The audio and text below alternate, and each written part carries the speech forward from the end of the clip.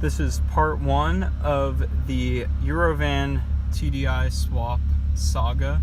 Right now I'm getting ready to drive it on its final drive with this drivetrain into the garage. Right over here you can see we've got our donor car, 97 Passat TDI with the 1Z TDI. Over there, under that, on that pallet right there, we've got our EWB 5-speed manual from Dutch Auto Parts in the Netherlands. We're waiting on the rest of the parts right now, but we've got that. It's a good starting point. So the van goes into drive, doesn't go into reverse.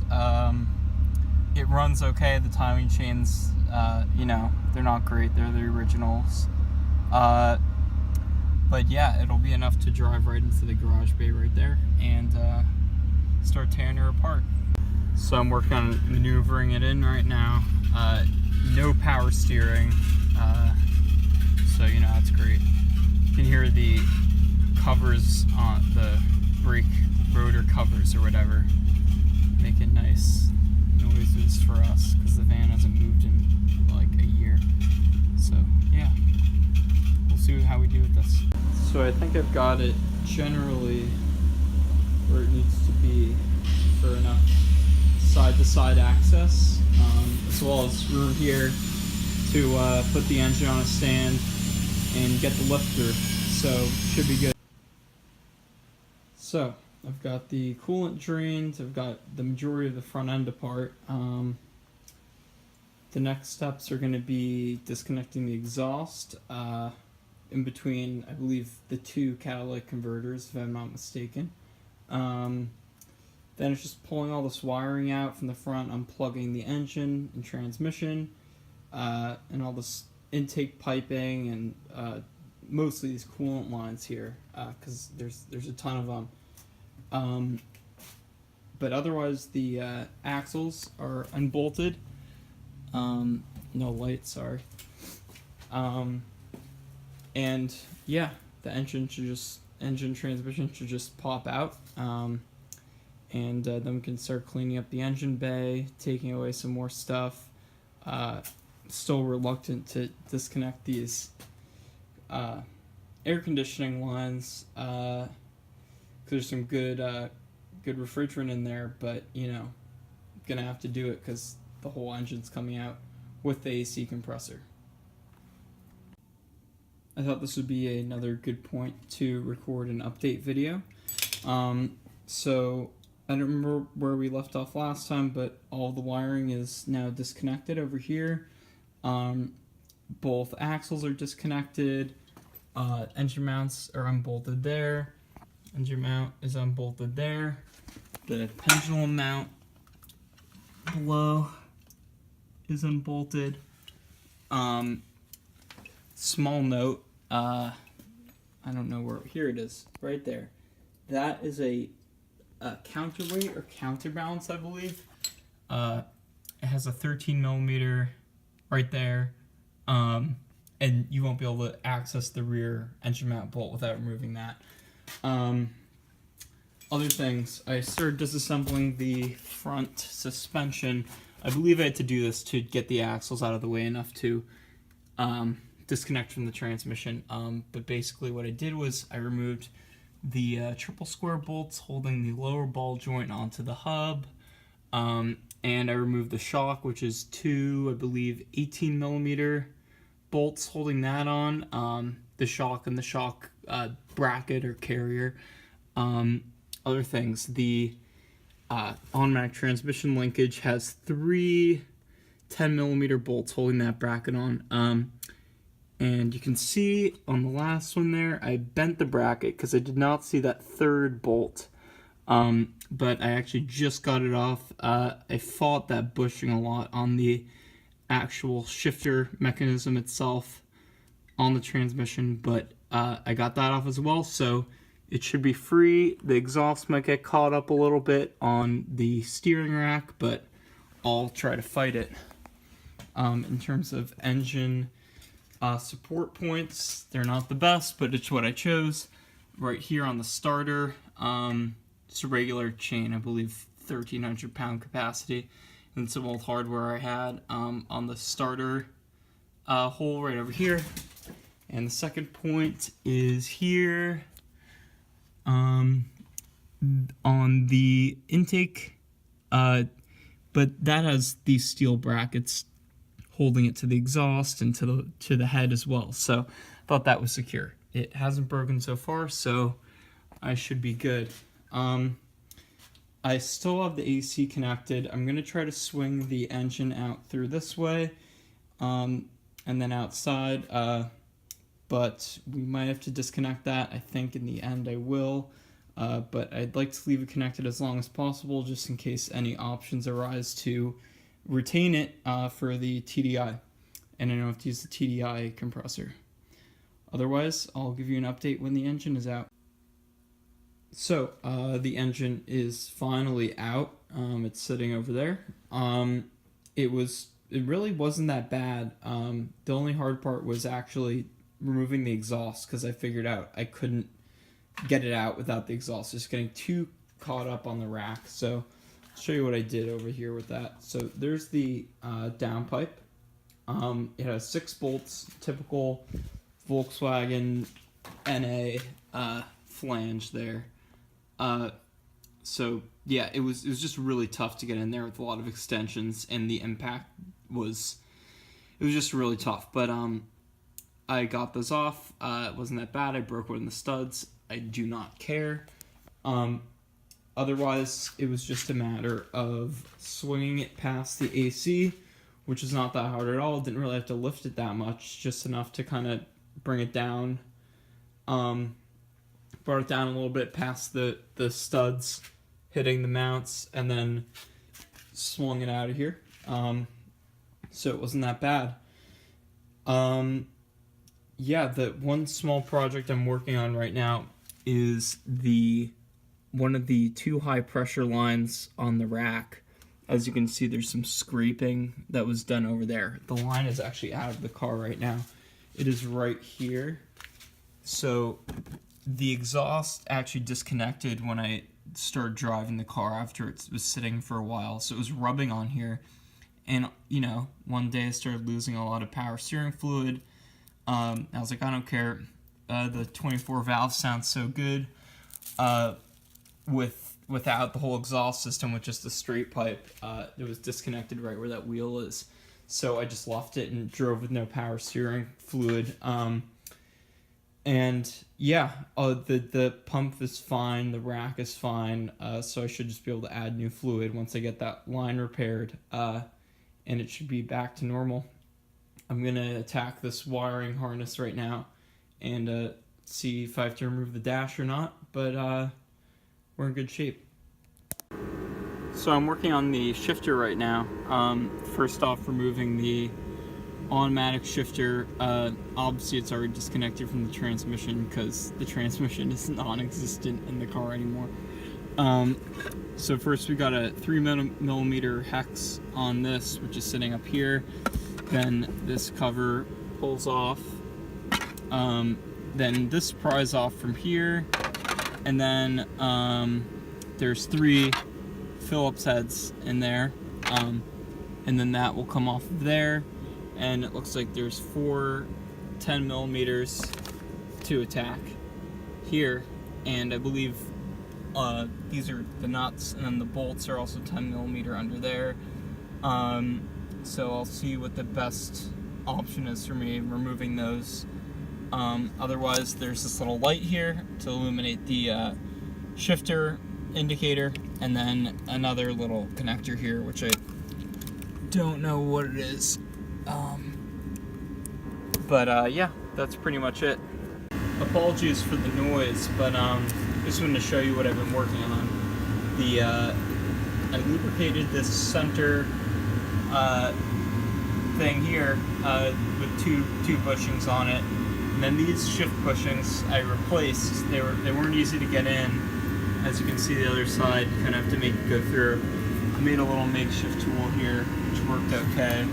And here are the old ones, which aren't in bad condition, considering that this The car isn't that old, but you know, why not replace them while you're in there, because at a certain point they're just going to break down completely. Over here, this came with the kit. There's a new bushing there for the shifter. Here's the old one right here. So yeah, little like slide bushing for the shifter to move backwards and forwards. In addition, I lubricated that area in there. There's a lot of old caked on, I think, lithium grease in there, so I cleared that up. That'll get lubricated, and then there's these rods here that stick into here. That'll get lubricated. One of them goes to the transmission, one of them connects right there, that one right there. So that should be simple enough. I'll give you an update when the shifter is installed. So I have lots of interior pieces removed right now. The shifter is gone, and I cut up the carpet a little bit to unbolt the e-brake and access the fuel cluster, the pump and the sender. What I'm doing right now is I have connected the two bigger pins there to my Harbor Freight jump pack, which doesn't really jump start cars anymore, but it can run this pump just enough to get the residual gas out of there. So what I've done right now that I have to fix, because it was spilling a lot, was just hooked it up to the supply line there and put it into that old oil can for now. For some reason when I turned it on, it was running for a little bit, and then it started squirting out of the return, so it's almost dried up down there, but I'm gonna have to figure something out, maybe put both lines in there. But for now, yeah, I'll give you an update when that's all clear. So the manual shifter is in now. It was just the 4 10 mils on the bottom. I omitted the 10 millimeter nuts on the top because the shifter boot actually sits on those, and there wasn't enough thread for those to be on there while the shifter was on there at the same time. So that's done. I drained all the fuel out of the tank just using the pump. So that's finished. I'm kind of holding off on that right now because my shop vac isn't working right now, and I want to vacuum some of that dirt up in there before I open it up and let that stuff in. Right now I'm working on the pedals right now, so I'm going to try to keep the VR6 pedal right now because I believe I can just wire that up to the pedal potentiometer, the TDI connector. So as you can see, I removed the brake pedal right now. So that's the main pin holding the pedal on. Sorry, having trouble focusing. And then that's where it holds onto the master cylinder for the brakes. Those are the two clips. If we go out here, I took these two pedals off and the pin off, the longer pin for the clutch, off of this cluster from Europe. So it's just gonna be a matter of putting these on. For some reason this brake pedal is spring loaded while the one in there isn't. I'm gonna just keep the spring on because why not? I'll give you an update when this is done. It's just some clips. The clutch has a spring, the brake has a spring. Same thing as inside. So all the pedals are in now, and the master cylinder is in as well. Very straightforward process here. That pin there for the master cylinder, and then that long pin there holding everything together. I lubricated everything I took apart just because I would love to not have a squeaky clutch. That'd be the most annoying thing ever. Even the spring has a little bit of grease on it. So you can see up there where the feed runs through. Let me get that focused for you. That's where the feed runs through, and then the pressure line runs through there. There's this guy right here that I had to pull off to make room for that line there. So it's like it's made for the swap. That's just two 13 mils. I'll hold that on. Easy, straightforward stuff. Out here, I'll show you what I did. So right up there is where the feed line goes, and then I haven't cut this little barb yet, but I will soon to get fluid down to the clutch when everything's connected. And then down there you can see where the pressure line comes through. I had to take that black adapter off, but it's just a little circlip. It's not that hard to take off. And then that line will go down to the transmission, to the slave cylinder, and it should be easy to bleed. And that'll be it. So that's it for now. So I just wanted to make a little note here about the brake pedal and clutch switches. So this is the 2002 VR6 harness brake pedal switch. It is a 4-pin switch, not useful for us anymore because it doesn't reach the pedals, and I don't think we have a plug for it. We may have to check on that later.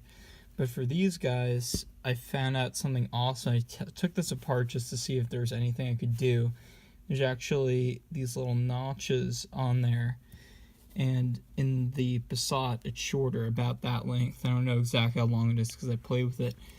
But what you can do is push on this and lengthen the stroke of the switch, so that way you can match it with the other one and it'll contact whatever pedal you're using it on and you'll be set. So chipping away at the wiring right now. There's the fuse and relay block, and then up here you can see I've already taken the training harness out. There's the TCM back there, if it would ever focus. There we go. And the engine harness is slowly coming out of that right hole up there. It's just a lot of connectors like these. It's 1 or 2 wire connectors that just have to keep unclipping because there's always something holding the harness back, and just slowly taking your time and feeding it through. What else did I take off? Somewhere over here. Here it is. This is the cluster harness. That's pretty well integrated into the fuse block here. There's, I believe this is EuroVan specific, but there's this top portion. The Passat, the donor card, doesn't only has this bottom portion. It doesn't have this junction box portion. So that'll be some more figuring out. What I did do is I went row by row and took pictures every time I took the connectors out back here, so it shouldn't be too bad to put back together. That's relatively it for now. It's just feeding these harnesses out, and I have the instrument cluster out. Something interesting I found, someone installed a low jack in the car, so that popped down when I took this duct stuff out of here. So I'm going to continue chipping away on this and give you an update when I'm finished. So I wanted to show a little bit about the Passat, the engine that's coming out. I've already unbolted the axles, unbolted the engine mounts, pulled the harness away, unplugged everything, drained fluids that need to be drained to take the engine out, and it's just a matter of finagling it out of here. I left the AC connected because I don't want to pollute. There's no reason to. So this will swing out of the way when it's time. So I'll pull that in, I'll stick it on the stand, and I'll start tearing it down. So the TDI is out now. I'm working on getting the harness out now, or the rest of the harness. The hard part on the Passat is you have to remove the cabin air filter, and then you kind of have to pull it through there, and then there's the hole down there where the plug goes through, and these wires sort of get in the way, but I didn't disconnect the AC, so it had to go through here with all these wires. These went down here, and I pulled it out. I believe this right here is the glow plug relay, so that's of course wired into the harness, and then the harness sort of breaks here and dips down to the fuse box, to the relays and everything inside, and then it comes down here and it comes to the multi-connector and all these other connectors that are all in the engine, the injection pump and whatnot. So yeah, I'm gonna continue with this. Shouldn't be that much more work, and then I'll put the engine on the stand. So I have the harness out. That wasn't too hard to get out. The engine is on the stand now. As of this morning, I had to go buy some bolts, some longer bolts to fit this mount right here. I had a little bit of an accident. I've never used an engine stand before, and I said, oh, why don't I go just rotate it around a little bit? So I did, and all of the oil and the coolant came out because I forgot that engines are top heavy, and it just spun around. I couldn't hold it, and there went everything. Shouldn't be a problem though, just a lot of cleanup.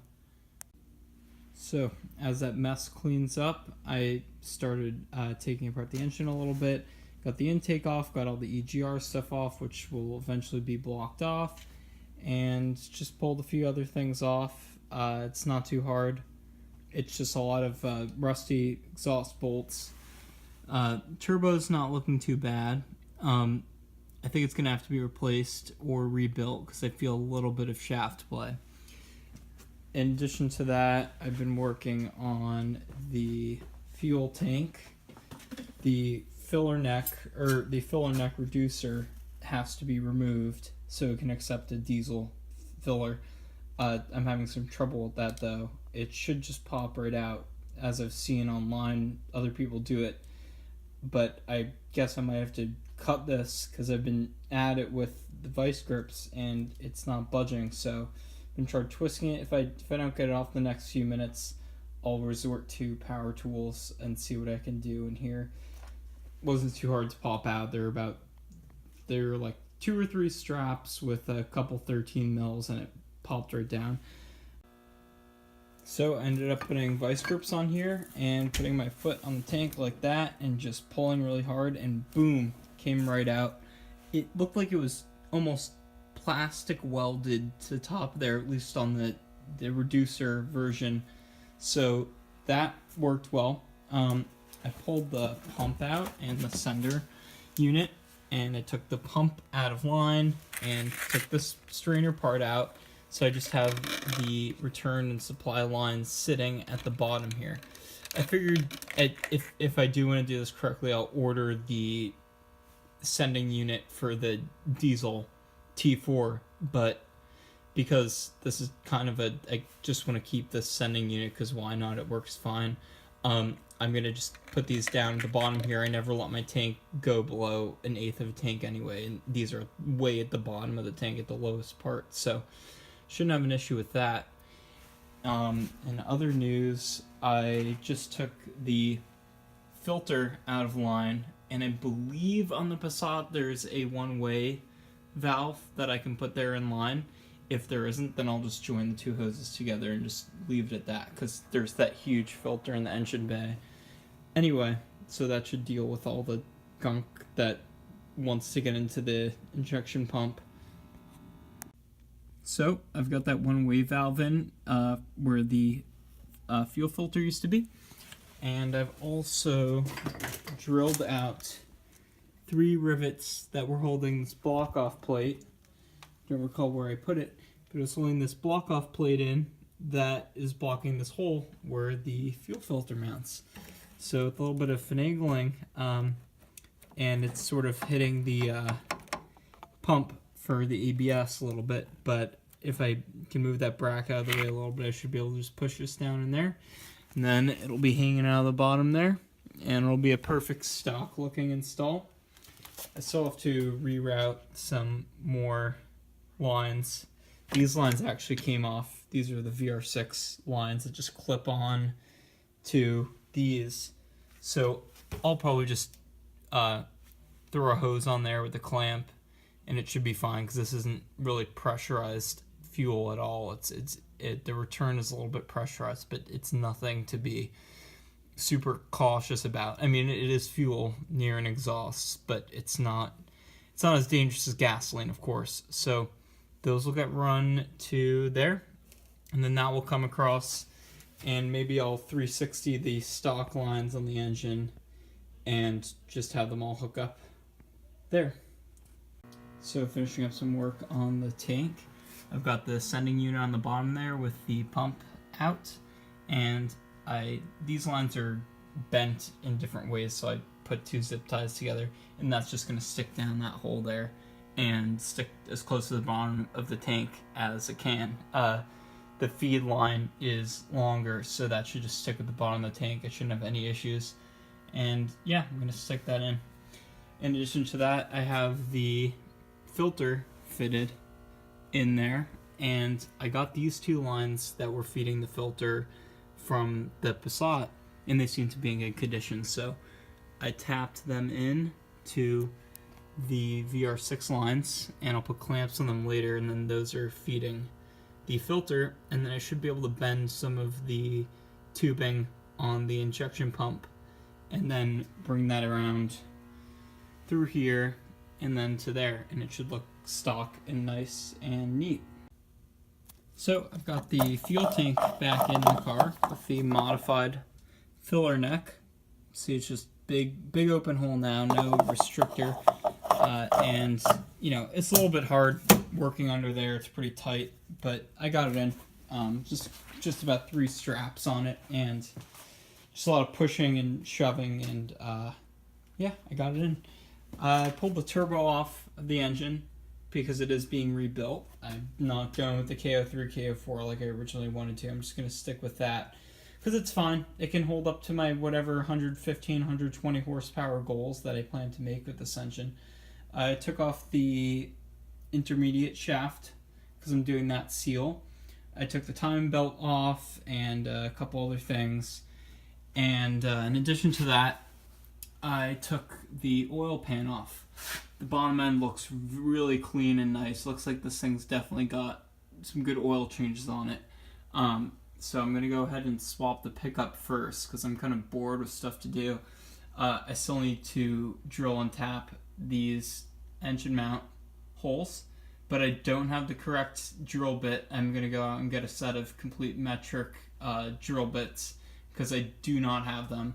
And also, that puts the dipstick hole, that dipstick tube on hold for now. So big update, I got a lot of stuff done. First off, I replaced the intermediate shaft seal. Next, I drilled and tapped all these to M10 with a 1.5 pitch for the engine mount. I still need to find another bolt for the lower timing belt cover that goes through and also holds the engine mount on, but that's easy. That's not a hard thing to do.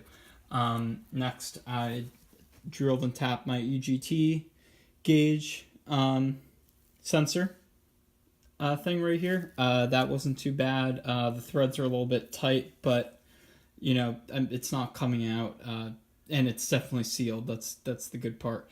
I also drilled the dipstick tube hole finally. That's actually only counterbored to 13 millimeters. Still have to go out and get a 14 millimeter just to do that, or I can try to widen it some other way. But that's that. I also replaced the pickup, or changed the pickup to the ABL pickup. So that's done. In other news, I started working on the MAF a little bit. So I think this is what I'm going to end up doing. This is the stock VR6 MAF. So what I did was I took the O-ring out of the TDI MAF hat, if you will, and I stuck it on the end of the TDI MAF. Next, I took the sensor out of the housing here, but I cut this piece off of the 24 valve MAF, and essentially what I'm going to be doing is, this is the O-ring for this, by the way. Essentially what I'm going to be doing is sticking this in here. It should seal on the O-ring once it's in there, and then I'm going to bolt this down on there, and it should give me a nice double O-ring seal right there. What I have to do is figure out a way to put more pressure on this so it stays out, because it's having trouble, it's falling in there a little bit too much, and then it won't be sealing on that O-ring.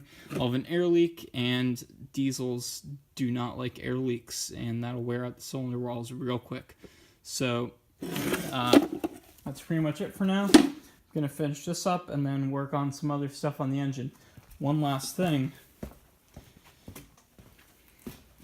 got around to rebuilding the turbo. I did not balance it because it's a small turbo. The rebuild kit was about $50 from eBay. Wasn't too bad. I also got a new $40 Chinese wastegate actuator. So just because the other one was filled up with oil, so yeah, it's unbalanced. We'll see how long it lasts. $50. So you know, if it lasts 10,000 miles, I'd say that's worth it, considering it's not going to be leaking oil everywhere. So yeah, that's a good update for now. Okay, so I have the valve cover on. I ended up replacing the rubber seals under the cover and the ones above it as well, under these little cups. So that's all sealed. I use a little thin bead of RTV on the head, between the gasket and the head, and didn't use any between the valve cover and the gasket because I thought that'd be overkill. In addition to that, I made some EGR block-offs with just some steel and the gasket, and then I cut the pipe off the EGR flanges. So that's holding it on. That should be fine. Not worried about it at all. There's the EGT sensor in there, and as you can see, the turbo is bolted on. I had to make my own gasket there because I lost mine, but luckily I had some Felpro material laying around from a previous project, so that was fine. I repainted this because it was getting a little bit rusty, but it should be fine. Let's see. Dipstick is mounted. What I did was I took a 9/16 hex, put it on my impact, and just went in there to counterbore it because I didn't want to go out and buy another drill bit because I didn't want to spend any more money. So over here, you can see it's mounted to the coolant flange. I had to remove the trapped washer on the coolant flange bolt, and then the bracket took up the space that the washer was taking up. So that wasn't too bad at all. This had to bend a little bit, like it'll always have to bend. But yeah, that's done. I have the oil pan on as well. Didn't use any sealant on that. I felt safe leaving it as is. The turbo drain, I just cleaned the crap out of this and cleaned the sealing washers as well, so that should be fine.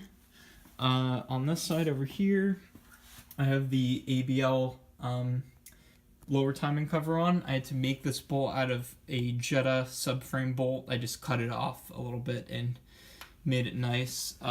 Did some trimming on it, and it is holding just fine there.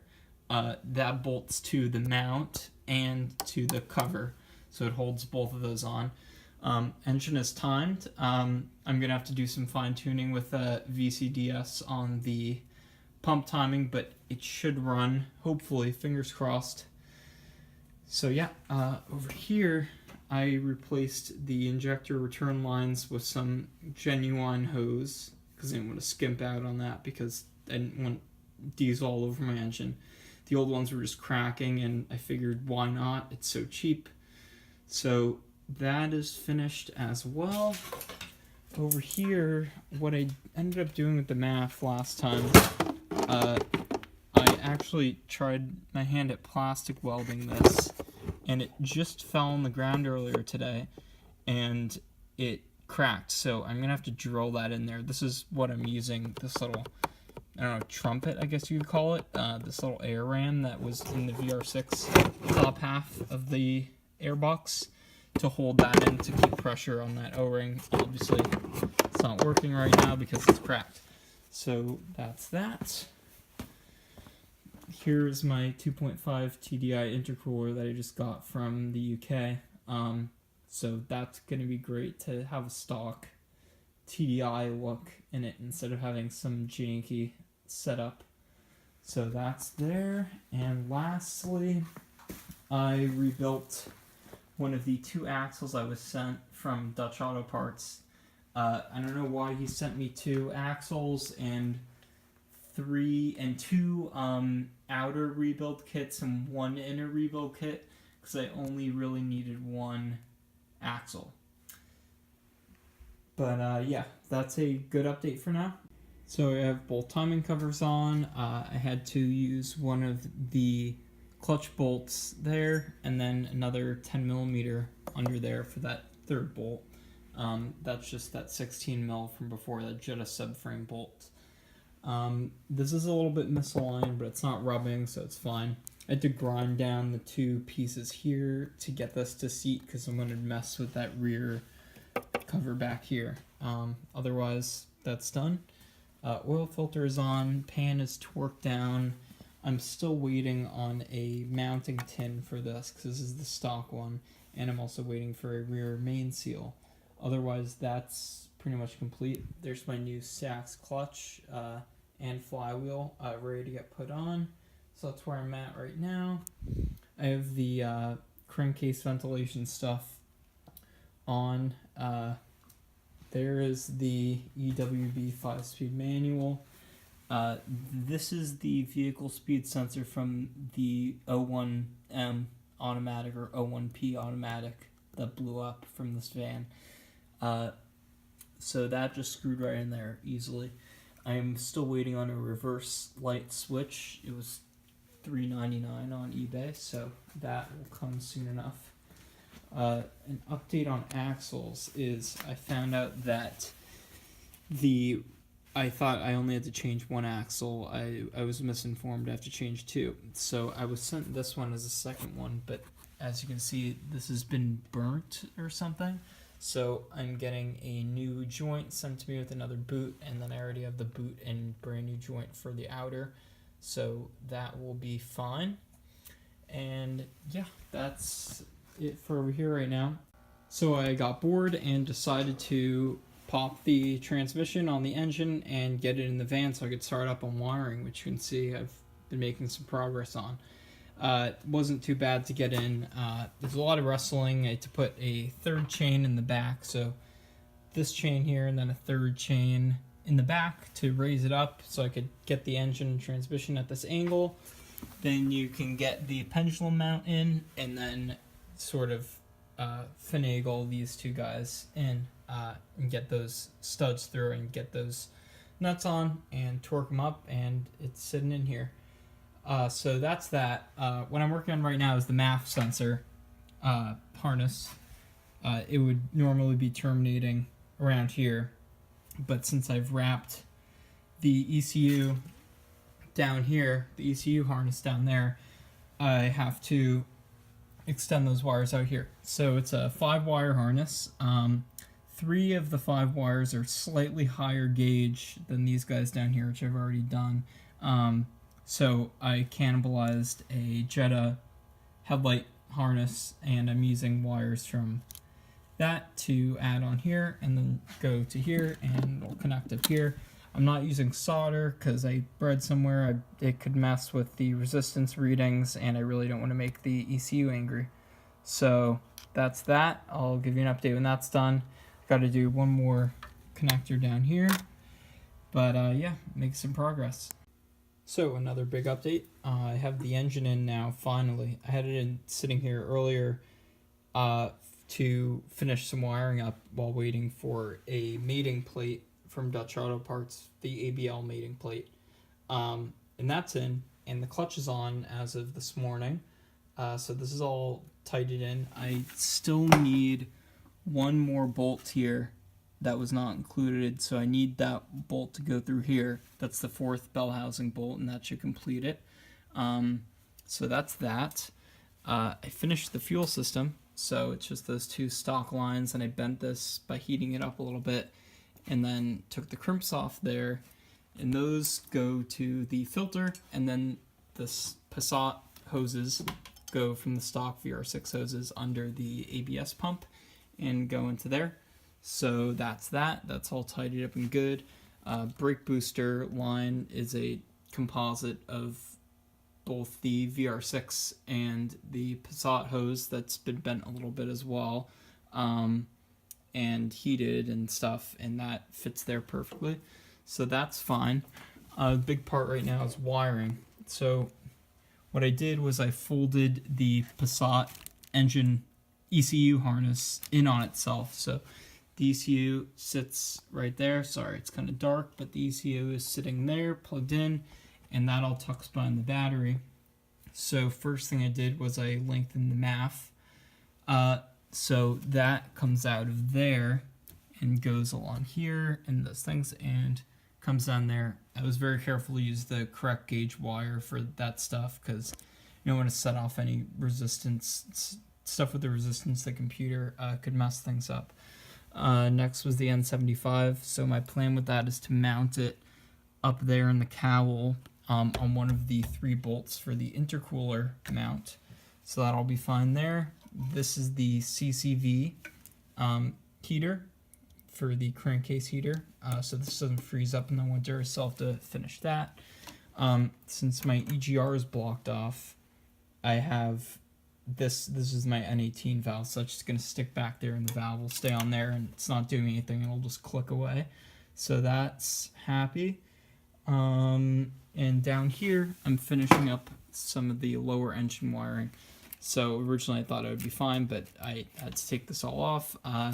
First thing I did was the starter lockout, and right now I'm working on the reverse light switch, which is slightly higher gauge than the rest. And then the alternator goes this blue, blue, blue, and that should be good. I got that on, that all reaches fine. Shifter linkage is on. I had to adjust it a little bit. I was getting first gear and second gear kind of got in the reverse push lockout mechanism, so I had to adjust it to the right a little bit. So that's in.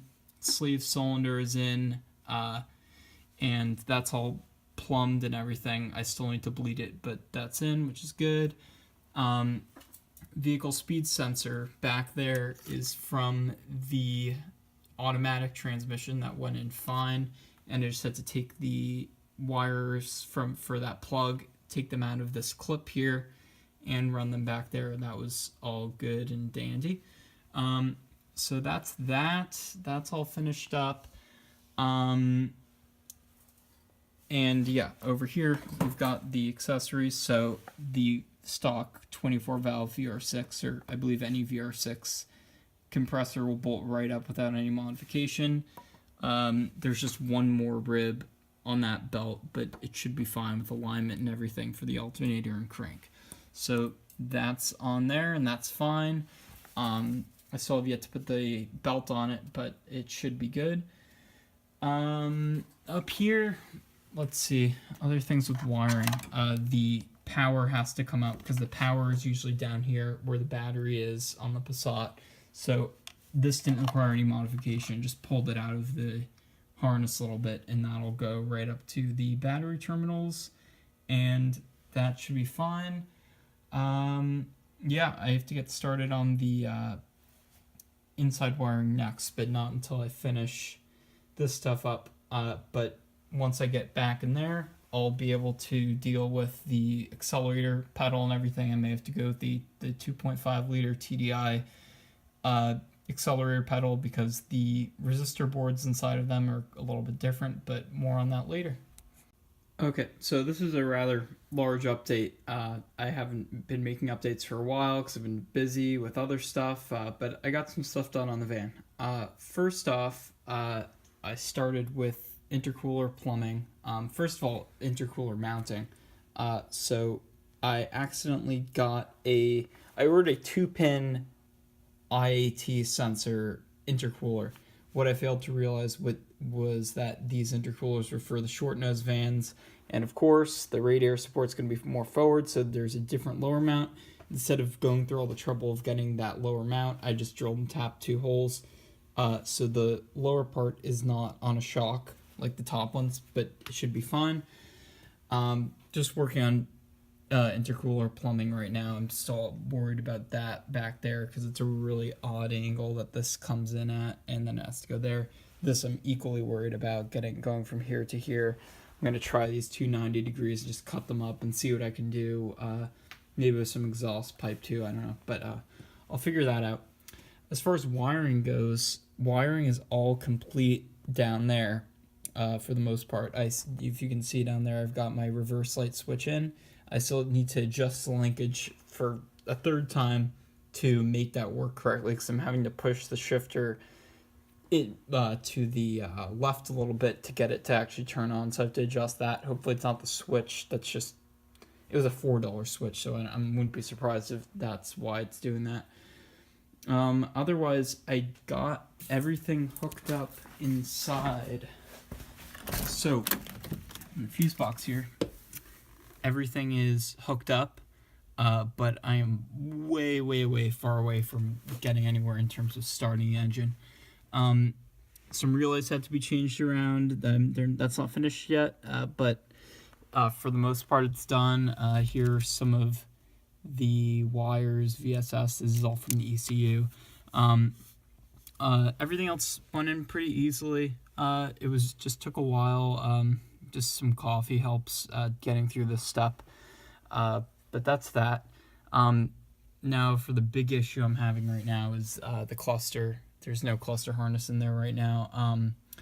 What happened was I tried the Passat harness, Passat cluster, and that was not powering up, but I was getting the backlight on it. So I read somewhere that you could use the blue cluster, the Mark IV cluster for the VR6, and it plugs right in, and you can just recode it and it's fine. I plugged that in and I turned the ignition on, and within a few seconds there was smoke pouring out of the cluster. I ended up burning up pin 7 on the blue connector on its harness, so I resoldered that a little bit. It got real smoky in here, but that should be fine.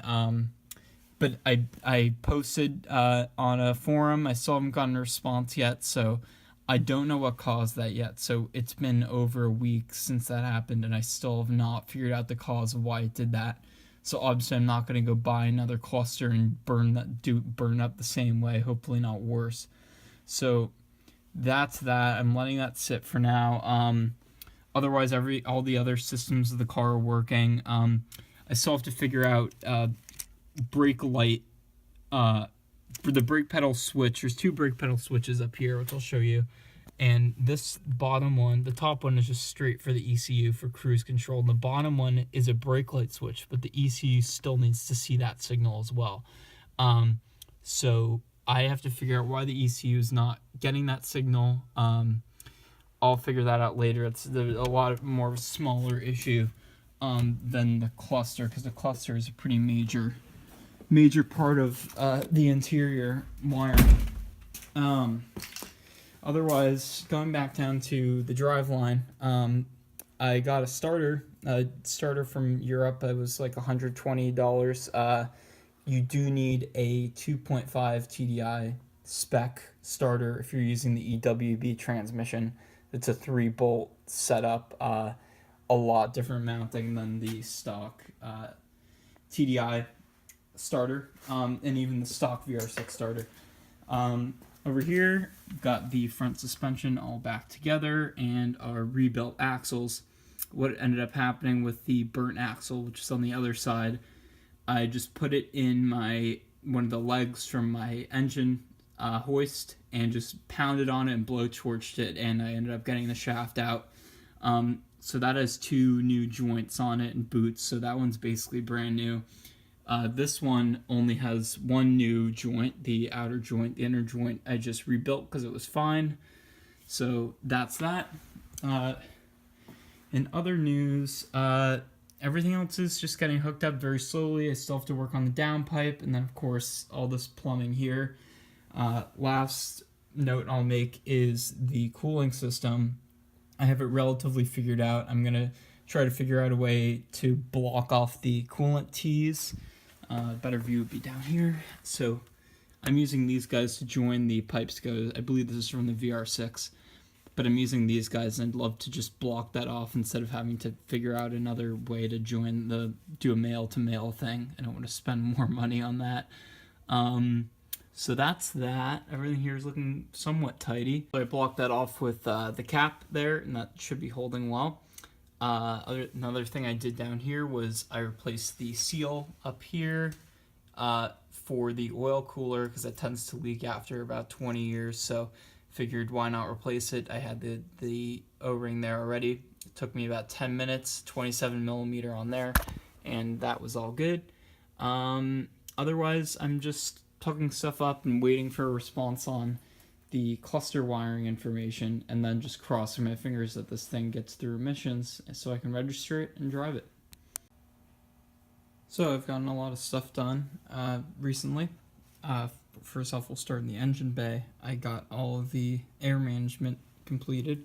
So right here we've got those two 3-inch 90 degrees cut down, and then a piece of the original tube from the Passat is in here providing interior structural support. So that just goes right to there, to the stock intake pipe to the turbo, and that is all good. I ended up putting a screw here to keep pressure on that, like I said earlier. So that should be sealing fine.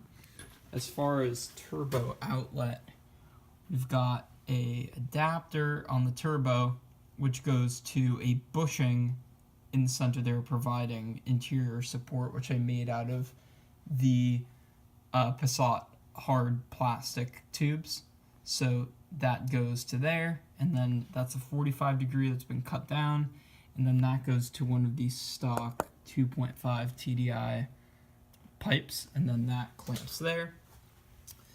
Then right here, we've got the outlet from the intercooler coming down to a sort of 45 degree plastic piece that I cut off from one of the Passat lines, and then that just goes into another 90 degree into the intake manifold. So that's that. So that comes out of here, goes into a splitter, a T. One line is going down to the map sensor within the ECU, which is right there, and then the other one comes down here, and I mounted the N75 right up there because there are mounting provisions for it that used to be, used to have one of the holders on there for the VR6 engine cover, which is obviously not there anymore.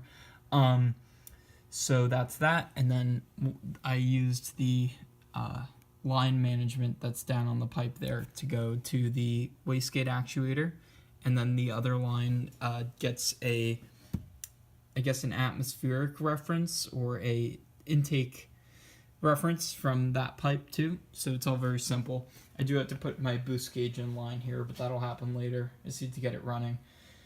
So that's that.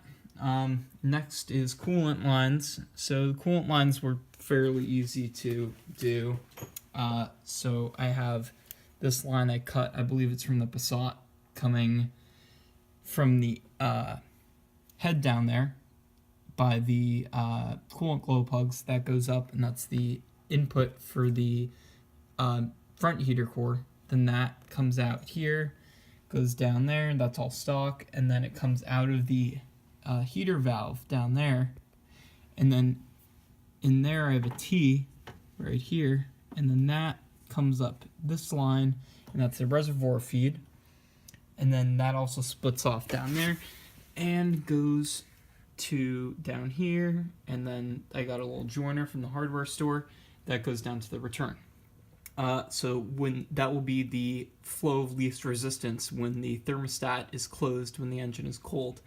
When the thermostat opens up, there will be this open too, and that goes up here. I believe that is a Passat line, goes here, then comes out of the radiator here and down to the return as well. So that's all good and set.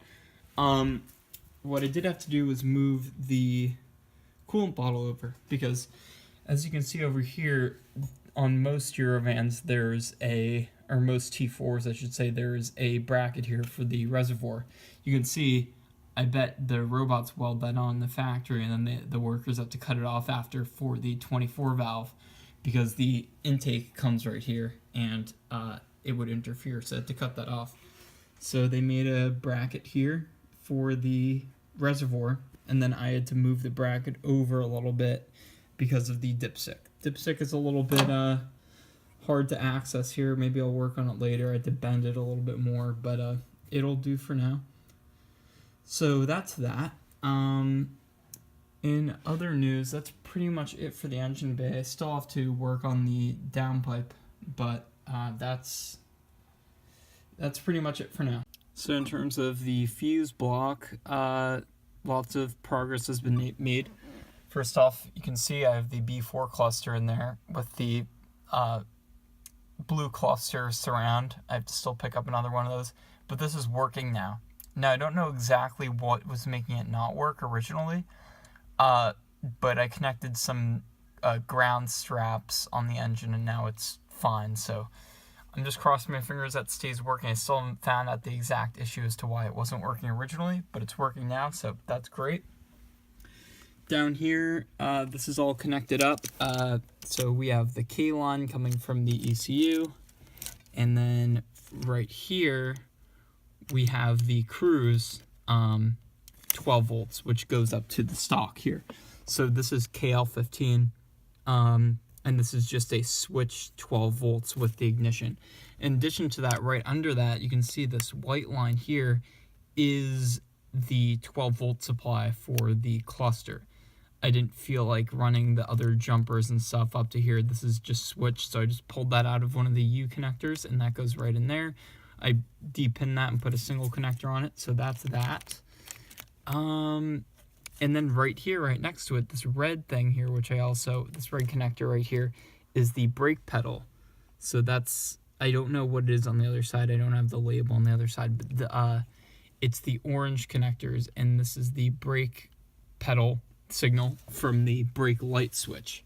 So that feeds to the ECU, and then the ECU knows when the brake pedal is actuated.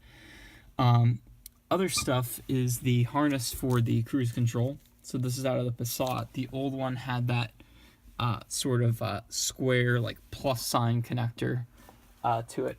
I have it right over here. Yeah, so this square connector here, that doesn't connect up to this. This is going straight to the ECU. So I just stole the one from the Passat, wrapped it up in this harness, and it is working. I don't have any codes. Pedal switches are all fine now. I had to adjust a little bit. Originally, my brake pedal switch wasn't working. So these lines are actually carry the current. There's no relay. These carry the full current for the brake lights. So those go into the E2 and 3, I believe, or maybe E3 and 4. Those go into the E connector, and those are working fine. So otherwise, yeah, that's it. I think this is relay 109 right here. I think the relays are good right now. I have to just double check everything and drive it. I actually haven't started the engine yet, so that's that. The engine harness is just really short, so relay 180 and stuff is just gonna be stuck back there for now. It looks like a mess, but you know, everything's working right now as far as I can tell. So that's that. Accelerator pedal. This is just connected right here, so I can rev the engine when I get it started.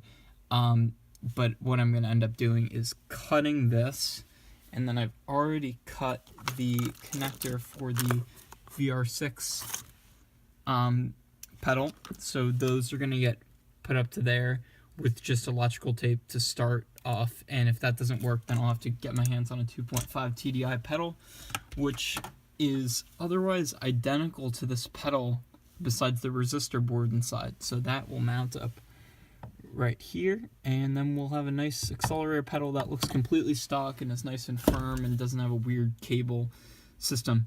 So the reason why that cluster wasn't working was because it's a CAN bus cluster. That means it's getting TAC and a bunch of other warning light signals through these CAN bus connectors here. So that's my theory as to why it wasn't working. So now the cluster's working, everything's fine. The speedometer needs to be adjusted, but that will happen later. It's not a big problem. So that's that. Starting to put the interior together, and it's coming together very, very fast. I'm pleased with my progress as of recent. So another big update. Starting off in here, we have pretty much everything cleaned up in the fuse block. I ran my EGT sensor wire in here as well as a vacuum for the boost gauge. I will be mounting both of those at a later date. This is just to get it going.